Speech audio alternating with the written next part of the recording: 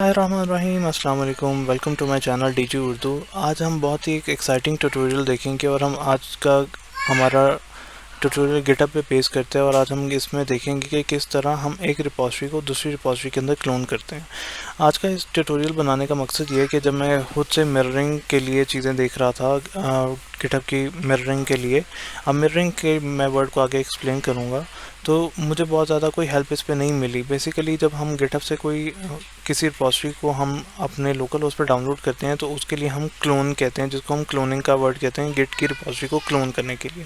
लेकिन इस तरह जब एक रिपॉजिटरी को हम दूसरी रिपॉजिटरी के अंदर हम कॉपी करना चाहें तो इसके लिए गिटहब ने मिररिंग का कॉन्सेप्ट दिया है और इसके लिए जो टर्म यूज़ की है वो मिररिंग की है, यानी आईना। मिरर यानी आईना और मिररिंग यानी एक चीज़ को दूसरी चीज़ के अंदर दिखाना।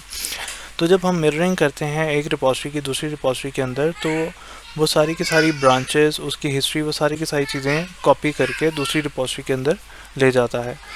यहाँ पे आज अब एक मिररिंग के लिए जो मैं बेसिकली आपको आइडिया देना चाह रहा हूँ, तो उसके लिए मैंने यहाँ पे अपने पास एक रिपॉजिटरी बनाई है जो कि एक डेमो के लिए, इसका नाम मैंने रखा है टू बी क्लोन, जिसको मैंने क्लोन करना है, जिसकी मैंने मिररिंग करनी है दूसरी एक रिपॉजिटरी के अंदर। और मैंने एक और रिपॉजिटरी बनाई है जिसका नाम मैंने मिरर हेयर लिखा है।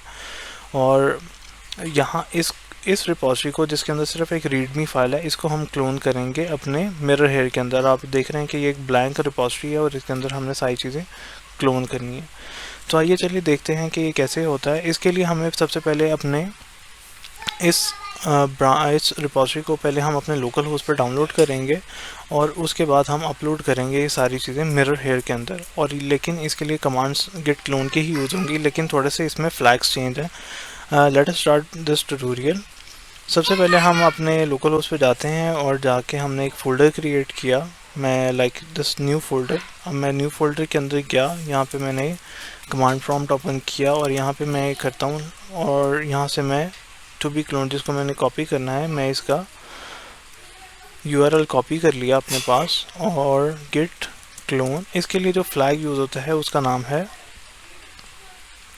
बेयर, और उसके साथ हम गिट का URL यूज़ करते हैं। अब देखते हैं इससे क्या होता है।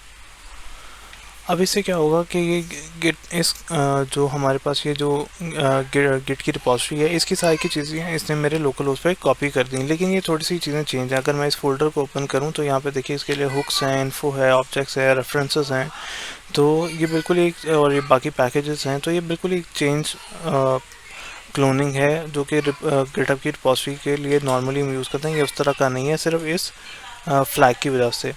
अब इसके लिए मुझे यहाँ पे पहले एंटर होना है इसके अंदर, तो मुझे CD करनी है, CD change directory to B clone dot gate.